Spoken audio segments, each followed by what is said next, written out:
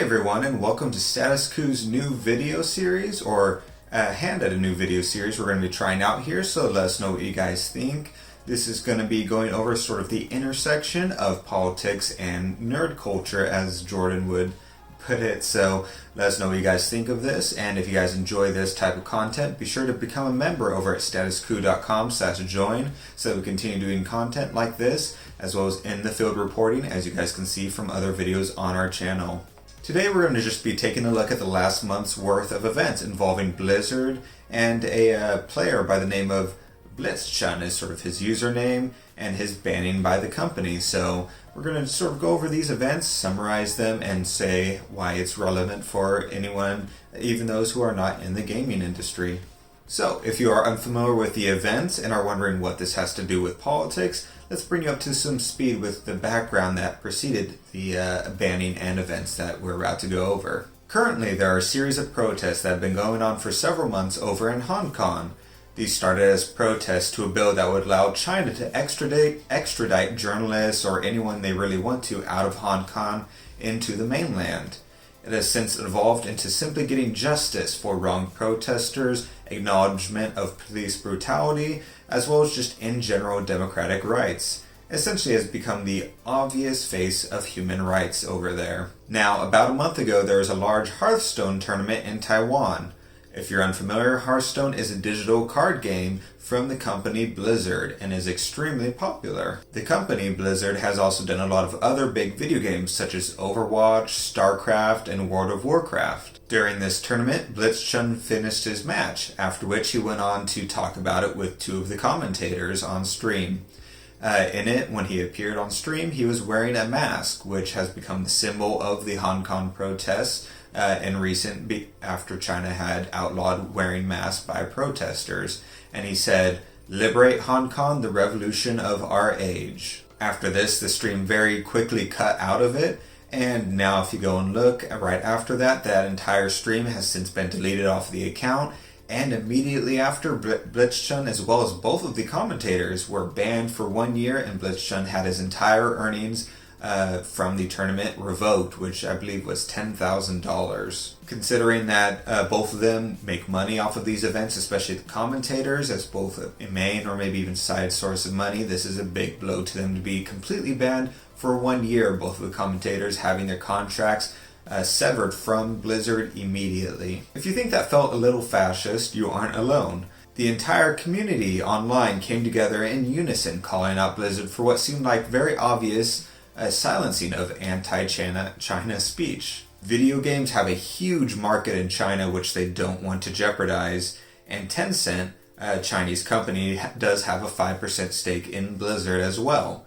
The swiftness and the severity of the punishment is something that isn't seen very often at all in many other circumstances. The rule Blizzard cited for the ban is suspect as well. They referred to Rule 6.10, in which it says, engaging in any act in Blizzard's sole discretion brings you into public disrepute, offends a portion or group of the public, or otherwise damages Blizzard's image, will result in removal from the Grandmasters and reduction of the player's prize total to $0, in addition to other remedies which may be provided for under the handbook and Blizzard's website terms. This rule is very clearly written, very vague and wide-sweeping, so that Blizzard can enforce it whenever and however that they want. Once again, we're simply talking about human rights. How is it that offensive to a portion of people or damaging to Blizzard's image for one of their players to proactively be supportive of human rights? Plus, they added a 1-year ban in addition to the already written rule of prize money reduction, which seems even more extreme than what might be written inside of the rules. This is also hypocritical, as Blizzard has hosted multiple LGBTQ events in support of the community. Wouldn't those events in support of them be public support of human rights and therefore be in the same ideological league as the protests? Also, doesn't that support result in offending a portion of the public technically? You have had players calling for equality and human rights for LGBTQ folks, as well as better representation for women, which they have all deemed okay, which I would agree with. But asking for sweeping human rights in China is considered improper? The obvious difference would be the X factor of China between these different instances. Now, obviously, Blizzard has denied China having any involvement or effect on their decision, saying, "Our relationship in China had no influence on our decision," specifically. After huge public backlash, Blizzard ended up reducing the ban on both BlitzChung and the two commentators to 6 months rather than a year, and ended up giving the prize money back to BlitzChung as well. They still maintained their decision though, they just felt like they acted maybe too quickly and too severely at the time, though you would kind of call into question why they acted so quickly and severely instead of taking the time to investigate the matter. This all might seem a bit hollow as well after a tweet came out, or at least the Chinese equivalent of Twitter, which is called Weibo, came out from NetEase. This is an official Blizzard account run by NetEase, the Chinese partner to the company. And their message, which was translated by the online news company IGN, it read, "We express our strong indignation and condemnation of the events that occurred in the Hearthstone competition last weekend, and absolutely opposed the dissemination of personal political ideas during any events. The players involved will be banned, and the commentators involved will be immediately terminated from any official business. Also, we will protect our national dignity." Very curious how one-sided this tweet reads compared to Blizzard's attempt at sort of neutrality during all this, especially the very last sentence of them wanting to protect our national dignity. That clearly shows a potential bias and, some would say, fascist-leaning edge to Blizzard's decision.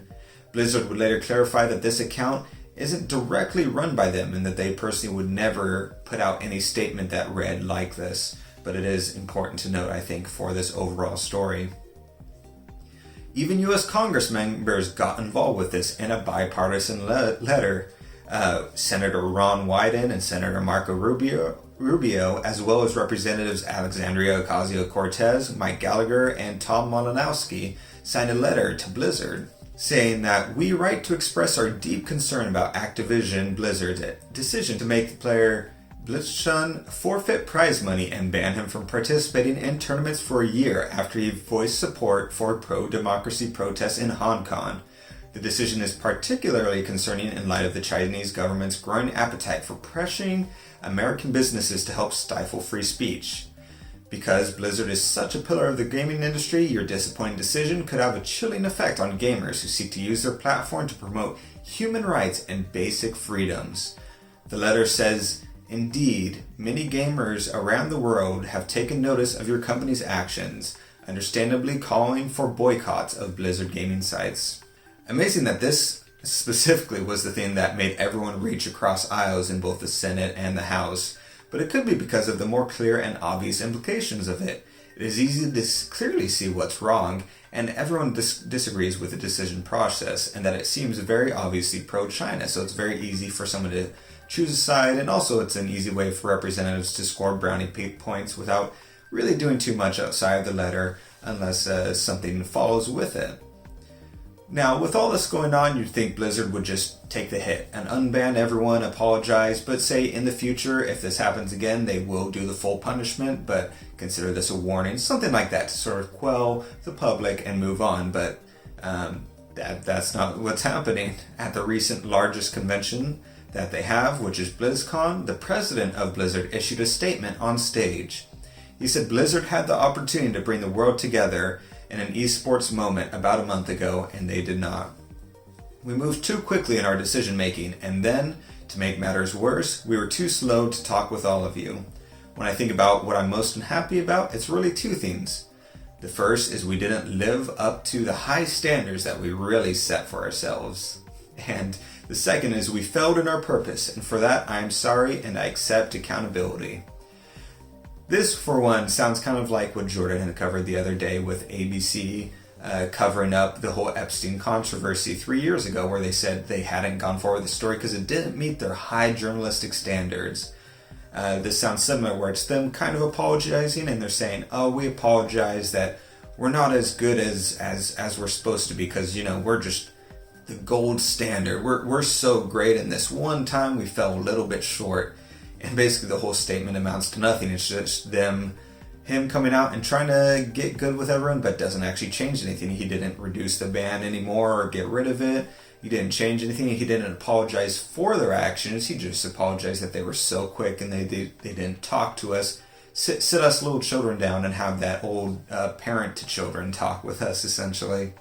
And in post interviews, after the statement was made, he doubles down, saying that the bans will stay and that's not something that they will change.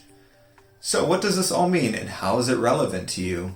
Well, the first is a couple statements about societal influence as well as awareness. The single statement this player made a huge amount of waves and brought a lot of attention to Hong Kong, which a lot of people were not aware existed, or at least the severity of it, such as myself. If Blizzard hadn't acted so quickly and severely in their punishment, though, maybe the statement would have gone unnoticed, or at least not as big of notice as it ended up taking on, which could also be a good thing in the sense that it even kept bringing more attention to Hong Kong as a sort of a silver lining there. As a whole, people were at minimum able to reduce the sentencing of those involved, which is a victory in its own right. It shows what can be accomplished when people get together, even completely digitally. This does come with a downside, however. As I mentioned, they make a lot of other big games, and some of those were announced at BlizzCon, including Overwatch 2 and Diablo 4, which has been all the buzz online. And now, before, when you would talk about this controversy, people would be very supportive, but if you bring it up now in response to someone being excited about Diablo 4, you get pretty shut down pretty quick and saying just to move on from this, which is an unfortunate statement on how society sort of moves on from issues relatively quickly, especially when they're not getting covered very often. This basically ended up being a window into a 1-month look into how corporations are driven by money and how they operate. Blizzard is a US-based company that, at least in appearance, if not in their outright action, acted in favor of foreign power over human rights for the purpose of what would seem like money. This was also a company that just a year ago let go 800 employees of theirs after one of their most profitable years ever. This was actually something I had discussed in a topic in our member videos over on Status Quo. If you are a member, or if you can join for $5 a month, you can check that out if you can find it buried down there a bit. No matter the industry or who is involved, all that matters is profits. If it means making extra money, sure, lay off 100 people. I need to maintain good relations with China so that you can make a ton more money. Sure, use swift and basically fascist tactics to attempt to silence anyone who speaks against China, one of your main business partners. In a similar way that politicians will act in favor of lobbyists who give them a lot of money. They're going to ignore the masses because the masses aren't the ones giving them more money or access to more money. This also is in addition to companies censoring their own games in order for them to be sent to China, essentially. They're just self-censoring their own games themselves. The most obvious example was in Kingdom Hearts 3, where instances of Winnie the Pooh were taken out because of, obviously, the whole relation between him and the leader of China. The main things people can do is maintain awareness on these types of issues. It doesn't necessarily have to be about the player being banned, as some might see that as trivial, but what the player was banned about is the bigger issue that we need to keep an eye on. We need to keep an eye on corporate greed in general. Even if you like the company or they do things you love, such as Blizzard. I personally love StarCraft, is an example. You gotta remember, they are only doing those things to help with the bottom line if they do things you love. This instance proves, for example, Blizzard's support of the LGBTQ community is most likely for money, not genuine support. Otherwise, all human rights would matter. Supporting LGBTQ community doesn't really hurt them at all. People are gonna buy their games because even if people don't agree with that for one reason or another, it's not a big enough issue to affect the bottom line of it. And in fact, it'll help them because people think that they're very pro-human rights. But the human rights of China, if they stood up for those, then that actually affects them in a visible way. So there's no way that they're going to do that. And that hypocrisy is very well noticed and documented here. So this is sort of the microcosm I wanted to go over and sort of summarize. I'm sure if you guys have followed this, you already have seen it done to death, but I want to sort of give it people up to speed and sort of see what you guys think of this type of video content going forward. I'd like to do more topical things, like I had done when the first thing was announced with Activision Blizzard laying off the employees, where I went through and broke down how much money they made compared to previous years, how much their CEO had made that year, and how much it would have cost to keep those employees on, different things like that. So if you guys like and want to see this more type of cross-section between nerd and political culture, let us know, and be sure to help support this type of content at statusquo.com/join, and we'll see you guys next time.